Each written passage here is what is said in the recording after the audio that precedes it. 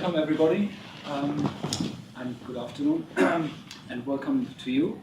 I will just give a short summary, and hopefully a correct one. You have been working together since 1999, quite a long time. Am I right to call you visual artists using moving image and animation to engage with the natural world and exploring materials and processes, but also focusing on our experience, how we experience all this. Semiconductor has won numerous awards worldwide. There's a long list if you go to their website. I'm not mentioning all of them. They had very interesting fellowships, for example, with NASA in USA, exploring space, the real space, outer space. And their latest commission is so-called Gerhardt Open Forest in collaboration with Chris Watson. And I gather from that you really focus on the visual side and prefer to collaborate with audio specialists. We're not actually collaborating with Chris Watson. We were commissioned at the same time as Chris Watson. I see, okay. Yeah, there was one prize, but then we decided to give 2 prizes. Okay. Anyway, I want to hand over to you, and feel Semiconductor will talk maybe for 45 minutes. Feel free to interrupt and ask questions, and then after that we will really grill them or find out how they got to where they are. All right. Applause.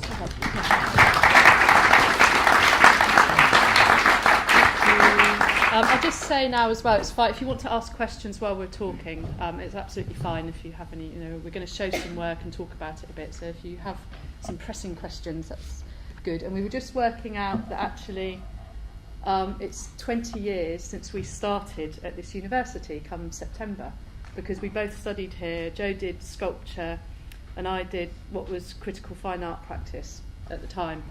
And so we graduated in 1997, and when we left college we started kind of working together, although we didn't kind of know that we would carry on working together. But yeah, so we've been making work as Semiconductor for about 15 years, and mostly working with moving image works and working with a lot of digital technologies, which we'll go into more detail about why we did that. But the kind of subject matter of our work is we're really interested in the material nature of the natural world, so how we experience nature, how we experience things beyond our everyday perceptions. So we naturally started looking towards science and the tools of science and how that can help us extend our perceptions. And more recently we've become a lot more interested in kind of science as a process and the philosophies of science and how science kind of mediates our experiences of the natural world. So questioning whether science really gives us a true experience of what is happening in this kind of invisible and inaudible world. So we're going to start off showing 2 pieces of work. One of them we made a couple of years ago, and the second one we made in 99, so it was one of our very early pieces of work. But they both employ kind of similar techniques. And it will give you an idea of kind of where we started from with the language that we've developed into something much more fine-tuned. So I think we'll probably play the work first. Should we play 20 Hertz first? And yeah, so this is an animation piece that we've made. It's just 5 minutes, so we'll watch it first and talk about it afterwards.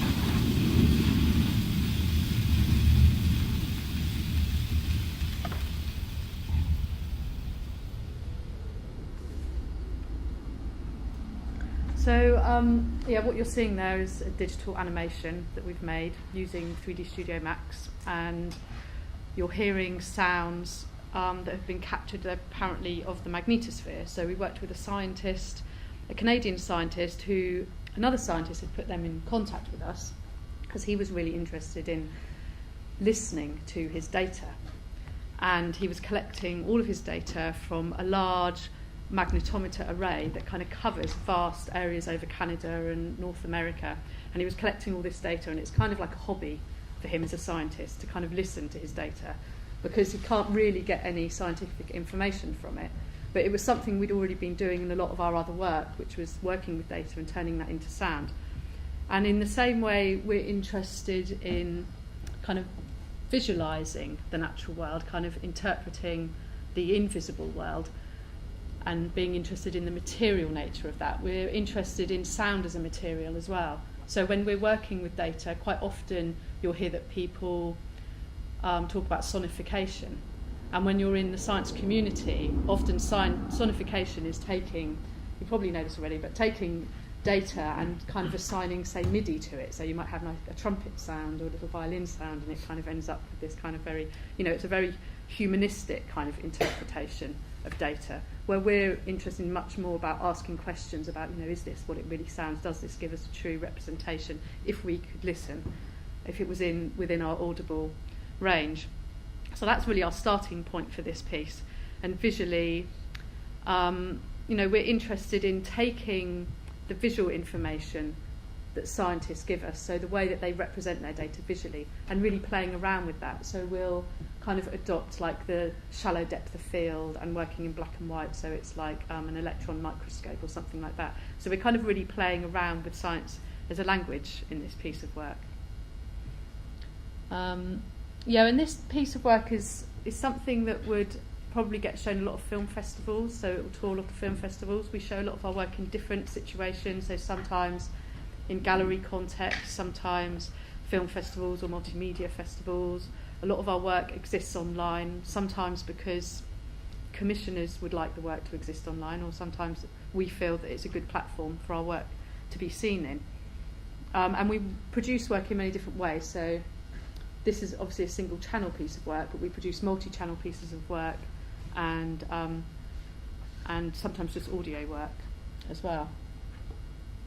Did you want to talk about agency of noise, or are you going to share it first? No, I'll talk a bit about it. So, we'll now show you a really early piece of work from '99, and I'll just give a brief discussion about how we came about as Semiconductor. We started off, making music together back in the mid '90s. Lots of people were experimenting with digital music because laptops and software was just around for the first time. It was all very exciting. It felt very kind of futuristic and innovative. So we were making music. We had our own music that we were doing each, but we started collaborating and we needed a name, so we called ourselves Semiconductor. So really that came from a kind of a band name, and then we started experimenting with, we both studied visual art, so we started putting images with the sound.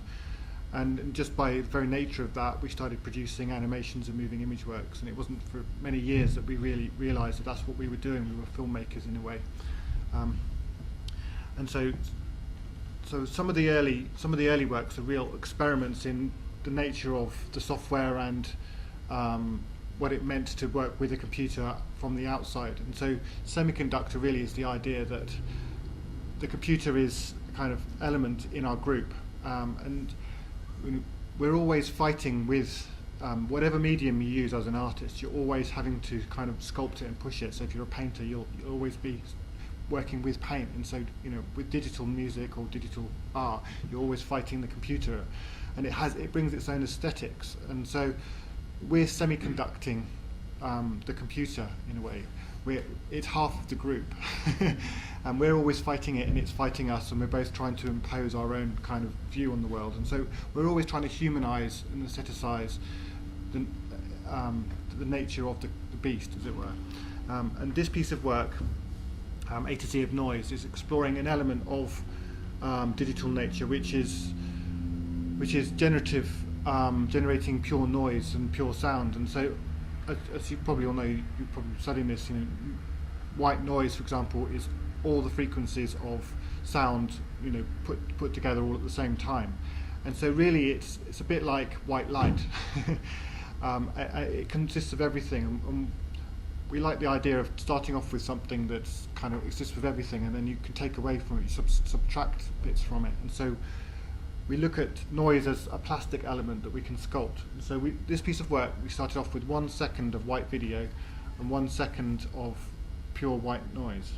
And we used noise reduction as a kind of concept, because computers are essentially designed to organize things, manage things, clean them up, make them understandable. And we wanted to do the opposite. So we used noise reduction to clean up something, to produce something out of pure noise. So we added noise reduction to pure noise repetitively 60 times. So for 1 minute, we started off with pure noise, and it ended up with a completely silent piece of work. And we did the same thing with 1 second of video. And we reversed the video so that it just aesthetically works. So the video's backwards and the sound is forwards. Yeah, that's right. It sounds really technical, but it's not. And so a lot of our work sounds really complicated, but it's really hard to explain technically. So I'll play it now. It's only 60 seconds. Yeah.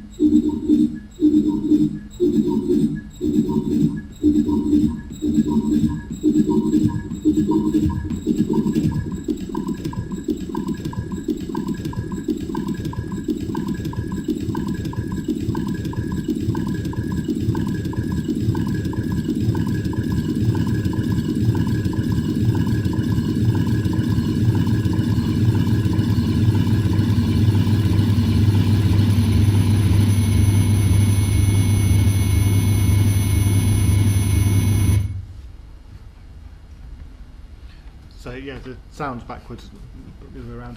And so everything you see there is actually a product of noise reduction. So the noise is creating its own noise, and it's just kind of the computer talking to itself. And we created a whole load of process-based films where we were analysing the nature of the computer and the processes.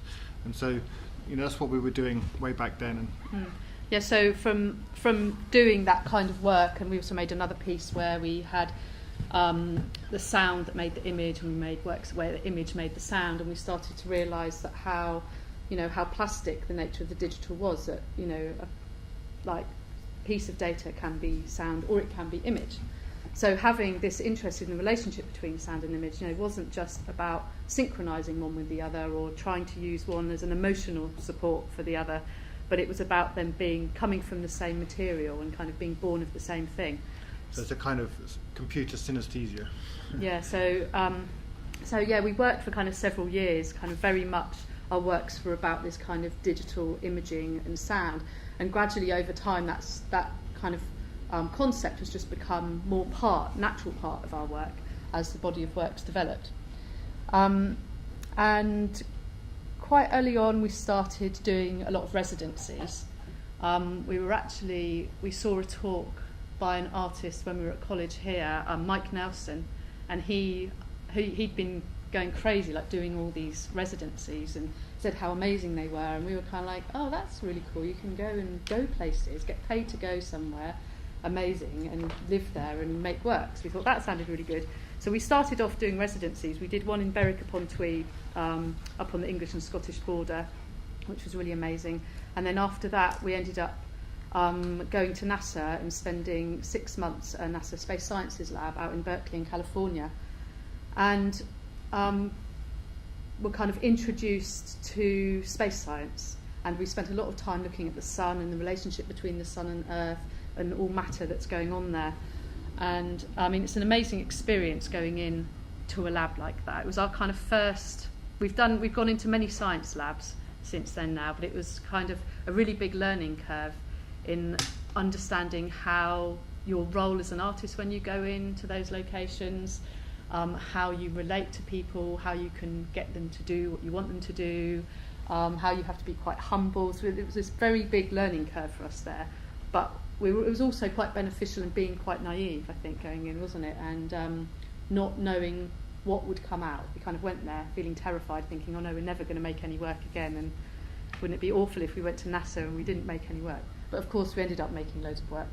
And one of the pieces of work that came out of that, we were introduced to a mission that was called Stereo, where the lab are developing lots of instruments which go onto satellites, and then they go off into space to do whatever they do. And the mission called Stereo was 2 satellites. One of them was ahead of the orbit of the Earth, and one of them sits behind, and they both look at the sun, and they have lots of different instruments. Some of them are imaging instruments, so they're taking actual photographs. Some of them are collecting data about mass ejections that come from the sun, so like the solar wind.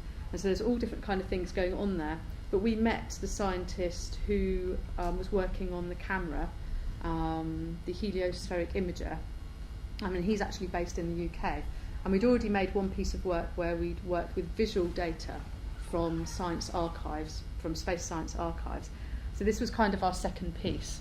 And it's called Black Rain. And I think if we watch it first, it's just 3 minutes, this version of it, and then talk about it afterwards.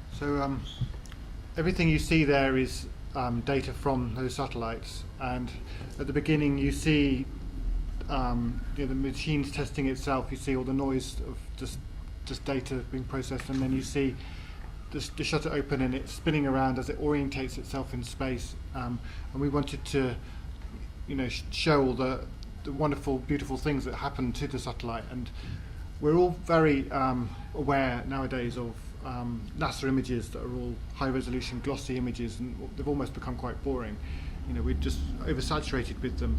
But when we first saw this data when we were doing our residency, they were just photographs on the wall, on the cubicles of the scientists, and some of the scientists, could work for months just on one photograph. They would analyse the movements of the particles in the image and work out the velocity and the temperatures and all those things just from one frame. But they gave us access and taught us how to access their data and their archives, which are online. And this actual stuff from this film isn't, but a lot of stuff like it is, and the film Brilliant Noise that we made is all publicly accessible. And so in a way we got very excited about this raw data and going back to it as a kind of source for moving image work.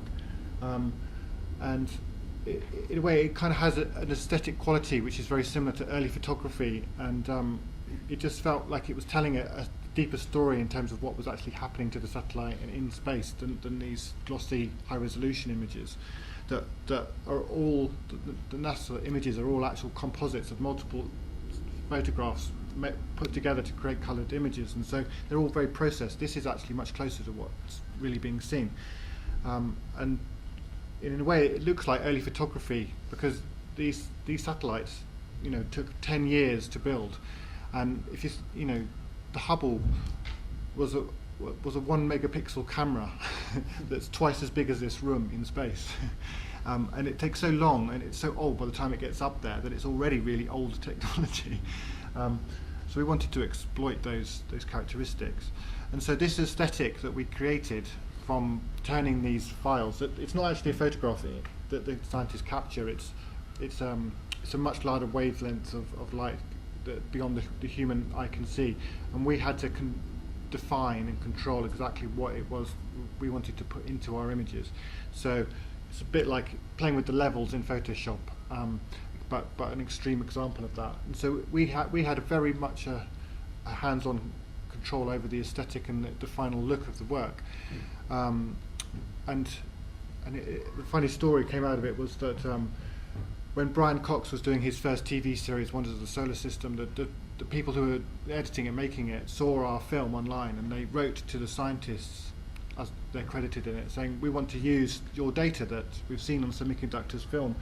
And the scientists said, no, that's Semiconductor's film. They've decided how it looks. You need to ask them if you want to use their film. And so BBC ended up paying us to use our footage in Wonders of the Solar System, and we got credited above NASA in the credits of the film. It's ridiculous. Yeah, and paid the money as well. Yeah, so also I'll just say, oh sorry. How did the sound come about? Yeah, that's right, it's a good point. That was my next thing. Did you want to say something else? I was just going to say something about all the visual anomalies that you see in that piece of work, because it's kind of a signature that we try to use in a lot of our work, because we're very interested in the kind of human as observer, so placing man looking out into the world. And a lot of our works will use devices like keeping all the anomalies in there that make you very much aware of the technology that's being used, the technology that man has developed. So it makes you aware that you're looking through a device out into space rather than trying to represent the natural phenomena. We're always putting the human and the technology in between to remind you that there's a man looking out into space. The sound in a lot of our works, as Ruth already mentioned, is a connection between the sound and the image.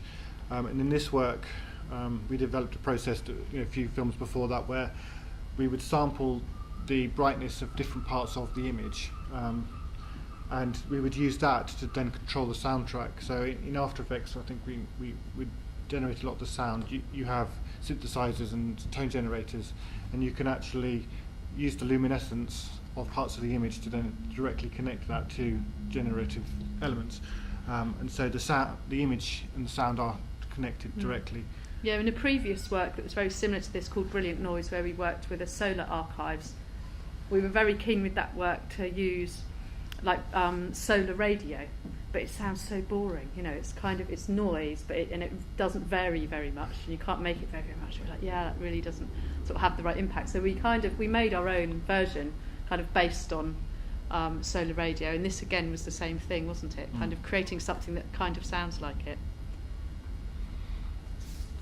You don't say anything more about that, Crane? I think that's good for now.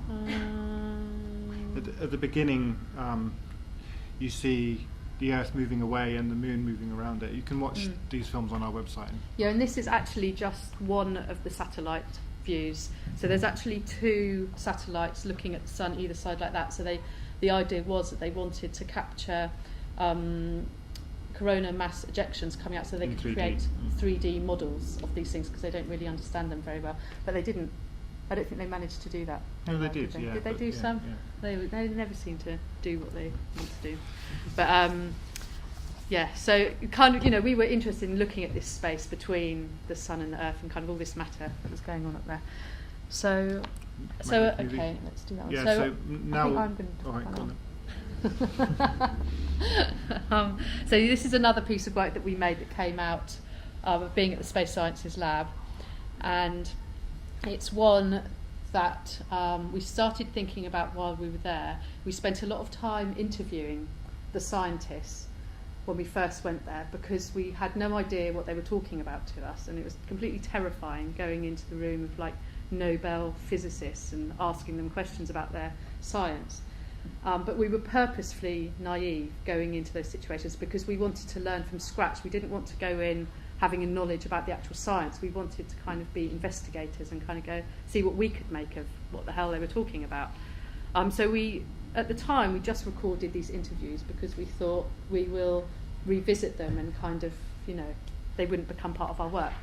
But we became very interested they were talking a lot about magnetic fields, so magnetic fields that exist around the Earth, around the Sun, or interplanetary magnetic fields around Mars. So they're taking all these measurements, and they would try to verbally explain to us about these magnetic fields. They would show us diagrams of magnetic fields. So we were kind of having all this information about these invisible forces, and this piece of work came out of that. So we'll watch it first. It's just. You mention what the sound is. Okay, so yeah, there's sound which you'll see controlling the animation, and they're recordings made at very low frequency by a guy called Stephen P. McGreevy, who lives in the Nevada desert somewhere. Does he live near Death Valley? He lives in a dome in Death Valley. He does, yeah. And so he has basically a vast space with no interference from any other kind of electrical devices. So he can stand there with his very low frequency recorder and record the sounds of the magnetosphere, which they're mainly sounds of lightning strikes that he can pick up that are happening around the magnetosphere, anywhere around the Earth. And there's some other sounds in there that he picks up as well. This is just for 5 minutes.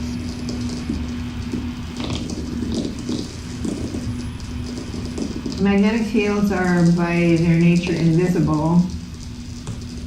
There are some things that nature does to make them more visible. For example, in the corona, the magnetic fields control the atmosphere to the extent that you can see loops. We consider that those loops are in fact pictures of the magnetic field that we're seeing.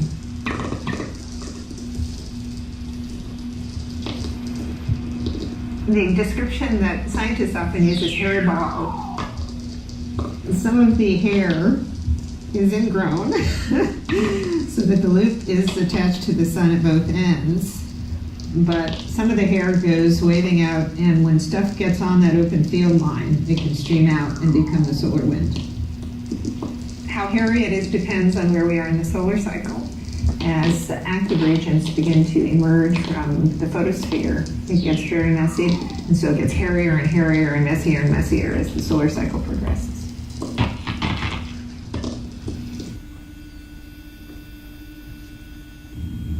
And there's no active region around. Magnetic fields can be generated just by the turbulent motions itself. And what you see is that all the magnetic field tends to be crushed and centralized in these intergranular lanes between the bubbles. So if you're looking at the surface, you see these little dancing dots. And they'll appear, they'll emerge, and then they'll move around, and they'll hit each other, and they'll cancel or be submerged. Things happen on many different time scales. Photons take hundreds of thousands of years to random walk their way from the core all the way out to where we see them at the photosphere. You got a millionth of a second reconnection or something that completely changes the topology of the corona.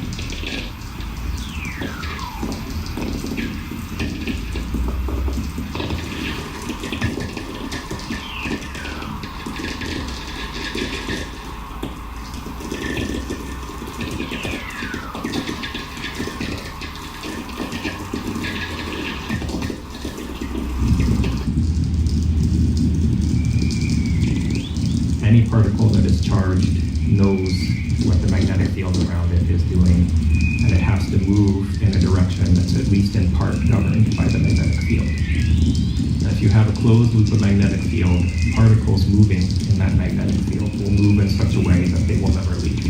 They orbit the magnetic field lines very quickly and whiz around back and forth and back and forth. Once they're on those closed magnetic field lines, they stay there as long as nothing else happens. If you were above one given region of Mars's surface, you might see magnetic field lines bursting out straight towards you. And as they get closer to you, they start to curve away and they turn so that they zoom off into the distance, and then they bend back and they go diving back down. But you're not seeing just one of these. You see this happening all around you.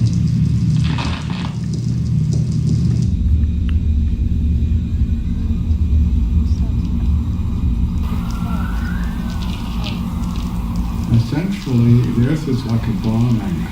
The magnetic field lines go from the positive pole to the negative pole, almost like circular.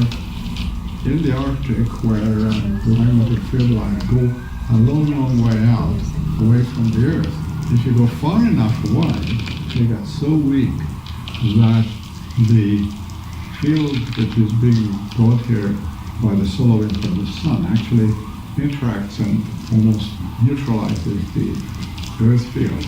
And therefore the particles which are attached to these fields can come out and bombard the atmosphere, and that creates the aurora light.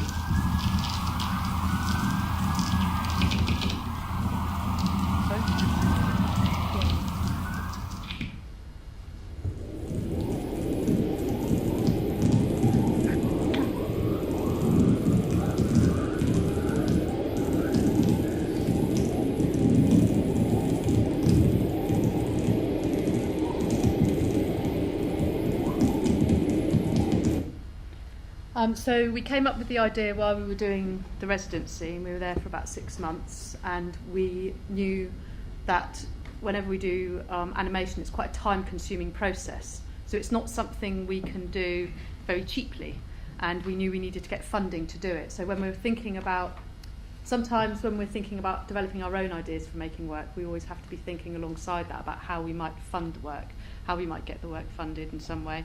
And at the time there was a commission called Animate. I think it had been going on for about 10 years, and they worked with Channel 4.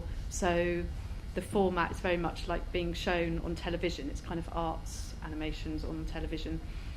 And so we managed to get funding through them to make the work, and we went back and we redid lots of interviews specifically for it. And the work's actually made from photographs.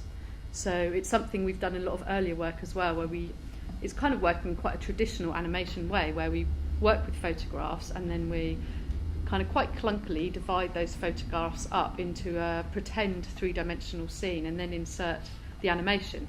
Because certainly for this work, where we wanted to have the kind of handheld camera, and also we don't work in a very traditional way of, say, storyboarding our film work. We work in a very kind of artistic way of thinking of it in a very sculptural way and kind of make it as we go along.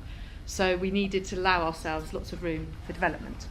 But let's... So how much time have we got? Yeah, how much? We've got 5 minutes, okay. Okay, we'll skip the next piece, Yeah, and we'll I'll talk over the top of what's in the making. okay. You could start, yeah. Horse ash to medium lapilli, great. Introduce the idea. Yeah, I'm just going to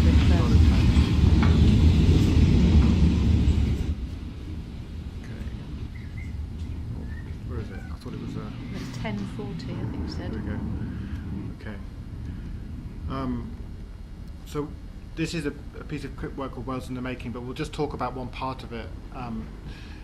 And several of our works, we've worked with photographs, like in the last film, where we've kind of reanimated them with sound. And in this piece, we've used volcano recordings made by scientists to reanimate photographs. Just play a little bit of sound.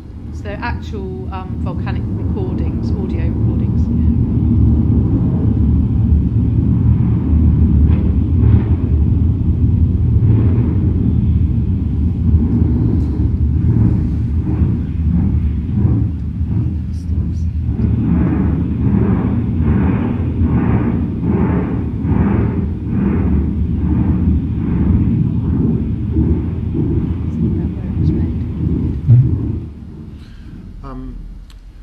So this scientist had spent 10 years or something going to one particular volcano and recording it, and noting down every single sound and eruption in a logbook and recording it all on audio tapes.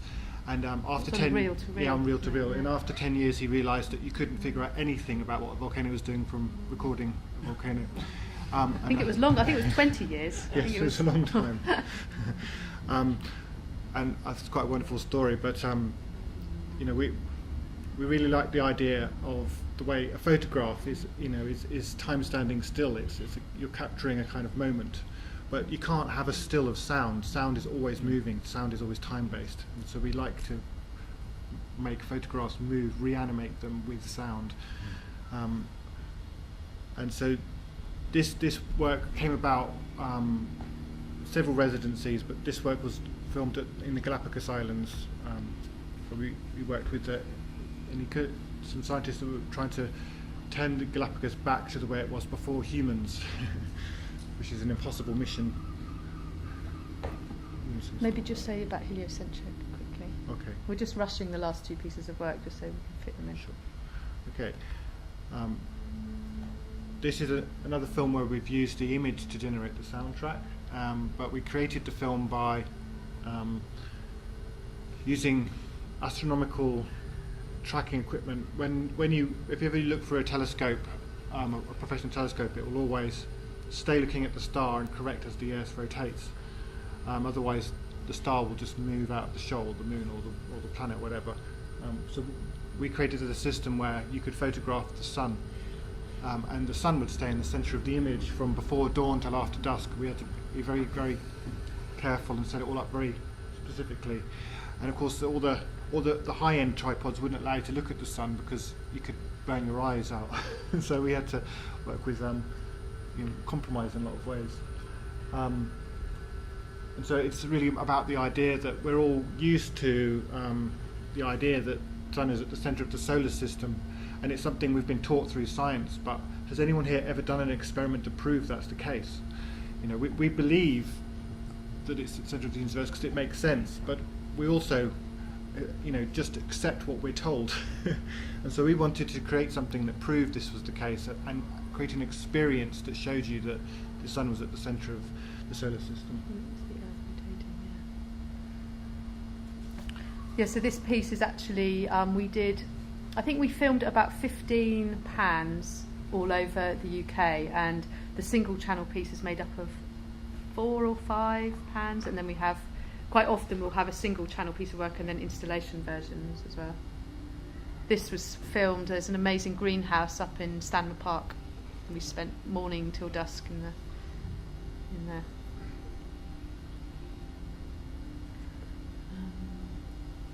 Yes, okay. We can let this play and turn the volume down if anybody wants to ask any questions. All right, thank you very much. Okay.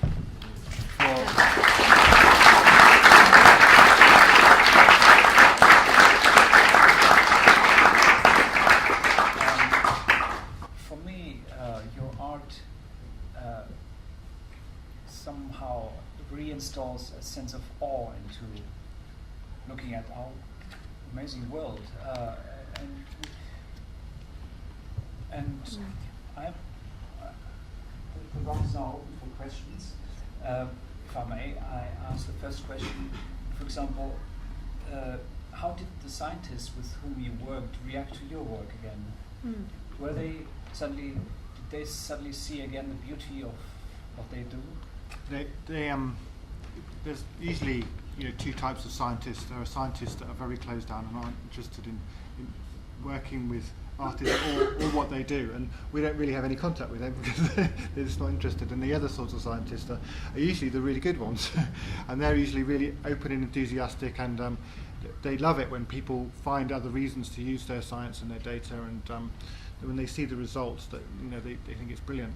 Although saying that, I think when we went to the Space Sciences Lab, we're in Berkeley, which is a very liberal city anyway, but they were very surprised that because we had to give a talk when we first went there, and one of the first scientists who introduced himself to us and offered to give us a tour of the lab was somebody who wasn't very liberal and didn't seem very open-minded, and the people who had organised for us to be there, they were really shocked that he had actually come forward. So he was quite excited, and he really wanted to be in magnetic movie, but unfortunately when we interviewed him he had this really bad cold, but he got very excited about the work. And we did do a presentation when we left the Space Sciences Lab as well, didn't we? And we were a bit like, oh God, yeah, this is like taking coals to Newcastle, going, look, this is what you study. And but yeah, we had an amazing response actually. It really surprised us. It helped us understand kind of our relationship. And the success of magnetic movie, because some of the scientists are, it was installed at the Herschel and stuff, and the scientists just thought it was amazing that their voices and it's had a couple of million hits on YouTube and Vimeo and stuff, and they love they just can't believe that their work is being seen everywhere. And I know a funny thing, actually I'll just quickly say a funny thing happened with magnetic movie, because it did kind of go viral online, and obviously when you have work online you can't control the context of that work, and so it had been on YouTube, so all different types of people get to see the work. And some other scientists had contacted the scientists we'd worked with, and they said, oh, we didn't realise you were doing these experiments. When were you doing these? And these are like really, good scientists. So we that was never our intention to make that, but it had this whole other life of its own where it kind of took on this other thing. And then, and then other people who the scientists knew were contacting them saying, oh, I've seen you in this work. And so last time we went back, actually, we went back last year, wasn't it? We went back. And we hadn't been back since we'd been there in 2005. And they were really pleased and excited to see us. They were going, come back and make some more work. So, any burning questions? Feel free to ask anything, please. In the magnetic field piece especially, you were talking about reanimating photographs. I was just wondering whether for those sort of individual scenes it was a case of having one high-res photo that you actually were moving around, or was it a multiple set of photos that would kind of stick together? Yeah, it was just one photo, and then we'd cut things out, and Photoshop remove, have a layer behind with the object removed, and then just create depth. Yeah, because we wanted a depth of field, so we had fake depth of field. Yeah, and most people don't notice, and it doesn't matter in the film, and even if you did notice it wouldn't bother me. I'm not really that concerned about creating something that looks real. It's just the illusion of it works quite well. It's so much cheaper than having proper trafficking equipment.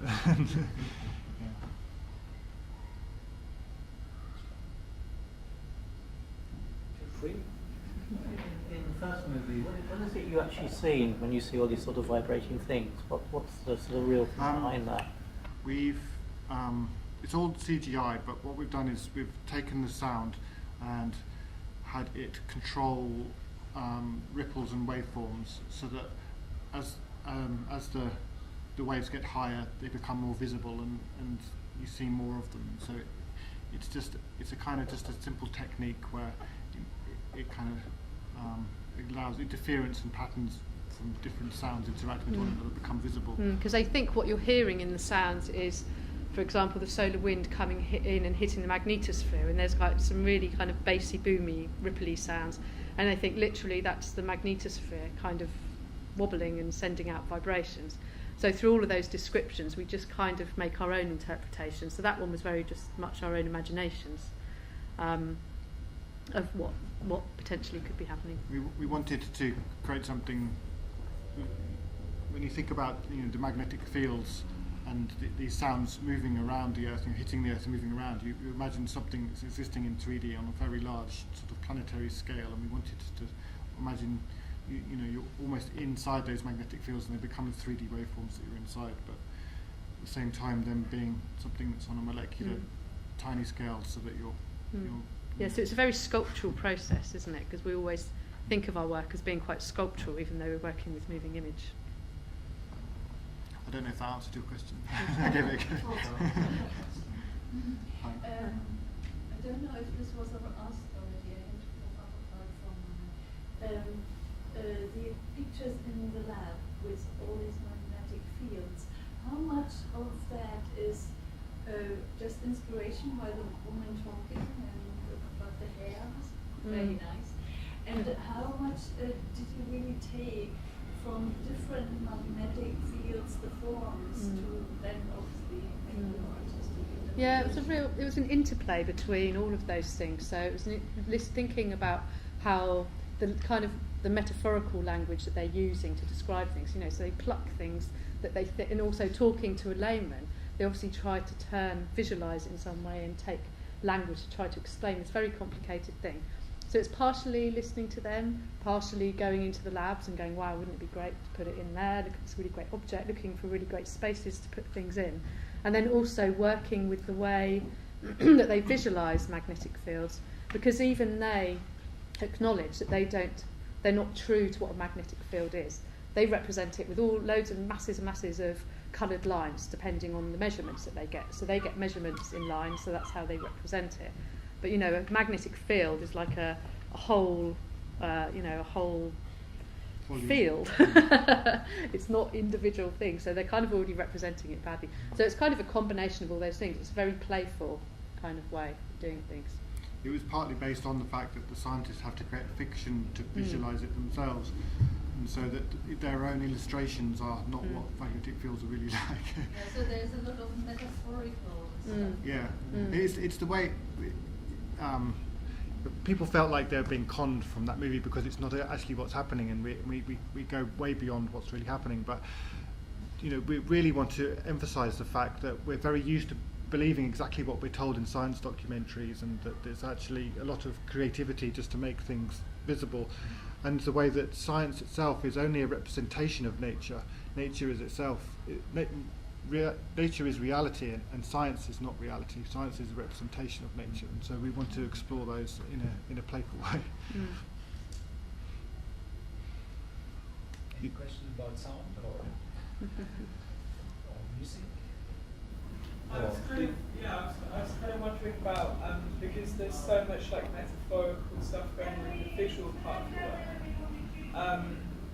Whether because it seems like frequently kind of like do fairly arbitrary mappings with the images that you're using to like create the sound. I was just wondering whether you've done any experiments like dealing with sound in a more like metaphorical way, and like dealing with like building a model of sound that is similar to the models that you're dealing with in your visual factor. Yeah, it's interesting, isn't it? Because we deal with humans, the vision and sound we kind of deal with in such a different way. It's kind of harder to do that. But we have played around with that a bit in the work Worlds in the Making that we showed you, just with the vibrating landscape. So that's made up of 5 different chapters. And with each chapter, we were working with the sound in a very distinct way, going, well, what happens if we work with this volcano recording? Is that more real than, say, showing you this amazing erupting volcano? And we worked with this musician called Orhan Ambaki, who just does these really big sounding, kind of tonal, kind of crescendo things, And so we're working with sound as a device to kind of create emotion. So we were kind of playing around with the role of sound, about what sound can do when you're watching in a film, but we haven't done it in such a direct way that you're talking about. We've always liked sound because of the way that it creates a physical response to the body, and it's not just an emotional response. You can physically feel it, and also the way that it is a landscape in itself. And so we're interested in landscape and extension of our bodies through perception, and so all those sound is just a natural extension of that. we also try to stay away from music a lot, because the sound actually, if you put music to moving image, it always becomes like a character. You know, it's like if you look at all those early visual music films, you animate anything with music, it will dance and it will become a kind of caricature, you know, a cartoon, and there's nothing wrong with that, but we find it quite interesting to explore the nature of sound, and that if you animate with noise and with some stuff that isn't musical, it becomes something of itself, more of a landscape. Yeah, it makes it also very textural, no? The sound adds or transfers its texture onto the texture of the imagery. Yeah, it's partly sort of the texture, but is a way of putting the kind of natural element back into a computer environment. It's the sort of thing that would be initially removed, not to clean things up, and we want to leave that in. More questions? While you think, I have another question. Now, at some point, you get the label attached artist, and it's worldwide recognized and so on. But once upon a time, there was a moment where you were not artists, but just normal human beings. And can you maybe describe this transition from before and after? Yeah, well, yeah, we have been lots of different things before artists, because when people, kind of with the current generation of technology, so when we first started in the 90s working with digital technologies, you had to be called a digital artist. You weren't just allowed to be an artist. So for a long time we were digital artists, and it's only really now, even though I've been saying this probably for 5 years, that we can just be artists rather than digital artists. Although sometimes if people want us to be digital artists, we're like, okay, that's fine. But yeah, so I don't know. We've so really you want me to say a bit about the journey, don't you? That we've kind of been on a bit. For example, yeah. I'm specifically starting as an artist is very difficult just to survive and financially. And when did you first get a sense of this is possible? Yeah. This is. Well, we knew we always wanted to do that. I don't remember before I was an artist. We knew we wanted to do it, but yeah, the journey was difficult. We left college.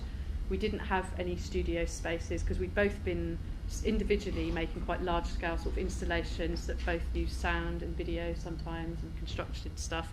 And then, so we left college, and then that was at the point we started working with a computer, and it kind of gave us, we made a lot of early works in the 3D space, which gave us a lot of a kind of an infinite studio space inside the computer. But we were unemployed. We were on the dole at that time, I seem to remember, which at that point you could kind of get away with being and prepare for being an artist, doing a lot of experimenting. And Brighton was still quite cheap to live in at that point. And for the sort of work that we were making, found that we didn't really connect with anyone in the UK, but we found a lot of people in Europe that we connected with. So we first started showing our work at a lot of multimedia festivals in Europe, and we'd meet other artists who were working in similar ways. So we built up a network in Europe, and that network's really important about, it's about how people get to know about your work, how you can share ideas, how you can share techniques, and so really we grew from there, and it was much later that we kind of started then coming back to the UK. At the beginning we were collaborating with lots of people, so even before I went to college I was doing stuff with DJ Spooky and other musicians like that in New York, and just hanging out, and I didn't really have my own identity. I was just sort of hanging out and doing things with people, and I guess really it's when you start having the confidence to develop your own ideas and other people are interested in them, that's when you really become your true sense of an artist. And the way that we went about that at the beginning was we were making music and stuff, but we organised our own club events in Brighton. We called them Electromagnetic Interference. We did a whole series of events where we got musicians and visual artists to collaborate to create kind of audiovisual experiences, and we did a whole series of them, and they were just playgrounds for us to experiment and try creating our own audience, rather than just believing an audience is something that's going to find your work. You create your own. And it's something that especially when you're on the left field of what art is, we're always on the outside of each different genre. We're nearly always programmed as being the thing that's different from the thing itself. You know, we're in an art show and we're the science artists, or we're in a science exhibition and we're the artists, or we're in a film festival and we're the digital artists, and we're always on the edge of everything, which is, I kind of like it, but it just makes getting, you know, opportunities, they're just rarer, but it kind of allows you to push what you do, and it means you have more opportunities in a way.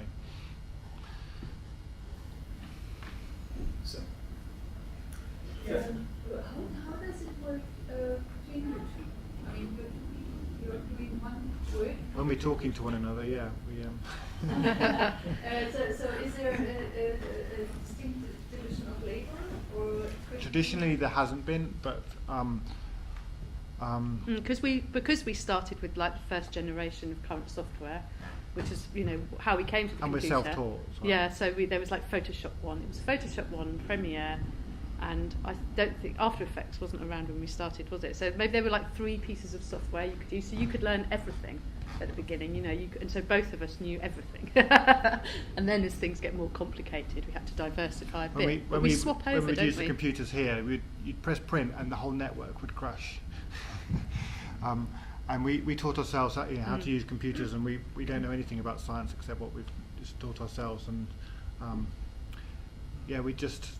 we really our roles have become a little bit more defined recently, just because Ruth's better at doing Arts Council applications. So you say. Yeah. Yeah, it's, you know, we kind of swap roles quite a lot depending on what the project is that we're doing, and how we think about things. We don't have set. We usually, set one of roles us is thinking of the next project while we're working on one project, and so we'll kind of take turns directing things. So it's kind of complementary that one is visual and the other is. No, it hasn't been like that actually. It does. Yeah. We do have to fight out ideas, and Yeah. you know, of course, that's difficult. Because especially working, sometimes. especially working something so visual and with animation, something that takes a long time, like the development phase of doing an animation to getting to the point where you agree aesthetically on something. You know, that takes as long as perhaps making like the rest of the work. So developing how you want it to look and how you want it to sound, that whole so there's a lot of fighting that goes on in that developmental process of going, it needs to be like this, or, you know. So we really push it so that eventually what you're seeing, you don't go, oh, that was made with After Effects, or that was made with this. So you don't identify, you know. So we're trying to create our own language with that, and that is really hard doing that, because, you know, it's in your head and you can't explain. It's the same problem that the scientists have, yes. Nick had another question. Yeah, I was just wondering, kind of like as an extension to the like professional practice question, like if as you're working in kind of like in digital media arts or whatever, like what organisations you look to for support, advice, networking, whether it's like Rhizome or like other places like that, like funding, residency advice. I think once upon a time that was clearer, I guess, when we were defined as digital artists, and then there were clearly things like Rhizome that were coming out of the ground, and Lighthouse in Brighton were kind of quite leaders kind of in the field very early on in digital as well. And but now things tend to come from kind of different areas. So we'll still apply to the Arts Council for money, which is a funny thing. You know, it felt really catch-22 when we first started doing that, because you felt like you had to have a reputation to get funding, and then how do you start getting the funding? And that's quite a tricky one, but you basically have to show that you're doing stuff and you're interested in doing stuff, and you become friends with them, and then they support you. And so that's always been really key to us, having support from them. But then I'm just trying to think about kind of how, like in the early days we worked a lot with like music people, didn't we? Because a lot of our friends were musicians, and there's a label called Fat Cat Records who are now based in Brighton. Well, back then it was a group of they were in called London. No Future. Oh yeah, very early. But we worked for early on. Actually, we did some music videos. So we worked with Fat Cat, and we made a music video for a band called Mum, and then we made another music video for a Japanese artist called Ako that kind of came through them. So that was kind of funding us to kind of make our artwork in a way. We were doing a lot of like no funded projects probably early on. And then gradually we've met more people and we get more sort of international funding, so we'll do like the residencies, and that will pay for you to be somewhere. And then, so at the not moment... Not all residencies pay you money. No, but so at the the moment... experience is always what's the best thing. At the moment we're working with, there's a museum in San Francisco called the Exploratorium. And so from going out and doing the Space Sciences Lab residency in 2005, we did a lot of screenings of our work. And then you find that you sow seeds in a place, and then you find yourself suddenly going back to that place loads. We did a residency in Paris about 2004 or something, wasn't it? And then just through being there and showing some screenings, you don't realise that you've sown seeds, and we find ourselves going back to Paris loads. So things kind of happen that are kind of out of your control. You can apply for some funding, but sometimes people come to you. Festivals, like Sonar Festival was really important for us back then, and it's not so relevant nowadays, but it's still happening, and it's that kind of thing. It's where you just get to show your work because they show so much work in film sections, and then you meet other artists. But you basically need network. It's about networking. It's about networking, unfortunately, and we kind of always try to avoid that. You know, that's partly why we were in Brighton, because we didn't want to. It's more important to make the work, but networking is really important. We think it's more important. If you can do 50-50, you're doing very well. But because it's really helpful to have somebody talking about your work. If you have somebody who knows other people and they talk about your work, then you're like 90% there. That's how it works.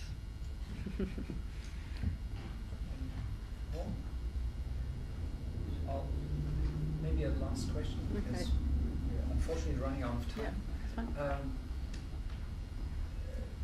Traditionally, there was art criticism had an important role in creating and generating a public debate of what's going on. Do you find in our fractured world that this is still happening, or is it so, I don't know? Well, yeah, I mean, there's different hierarchies within the art world, and because we don't fit comfortably into one, we end up hopping between these different things. We get a taste of kind of all the different genres, whether it's animation, whether, you know, we did a show last year at Basel Art Fair, which is meant to be like the high art world, you know, thing. And I think within that circuit, that whole kind of critical debate, everybody's sort of like inside each other's pockets. I mean, the whole critical thing is really important, but whether you're talking about kind of the journalistic world, you know, it's quite limiting. One of the advantages of us working as a couple is that we are able to, you know, put ourselves into context and have really deep discussions about what we're doing and where we want to be. Yeah. And I think a lot of artists don't have that, and so we're always questioning where we want to be with what we're doing. And you articulate this also in written text. Not as much as we should do. Yeah, I think that's you need another life to do that. I think. It's also it's not natural thinking in terms of words when you're visual artists. I know. I think we do. It's something we would really like to do, and kind of think, oh, wouldn't it be great to spend lots of time writing about our practice? And but there just isn't time to do all of that. And I think, you know, these days people want you to write an artist statement, and you can do quite a lot of that in there. You can make that however long you want it to be, and it's really useful. Like even us doing talks like this, we find really useful because we help remind ourselves what we're doing and why we're doing it and where we're going and where we're at. But kind of having to constantly renew writing an artist statement is a really useful thing. And you think you understand your work and you think, oh, I don't want to revisit that old work, but actually you start to see, you know, we didn't have a grand plan about, oh, this is how we want the trajectory of our work to go. We started experimenting with films like A to Z of Noise. And then a few works later, we were like, oh, is this what we do? We make these weird films, and where does that place us? Who's our audience? Where do we go with that? So it's just, it's good to kind of constantly revisit things and understand your placing and have a dialogue like that. Well, maybe last question. All right, if there's no further questions. Thank you very much.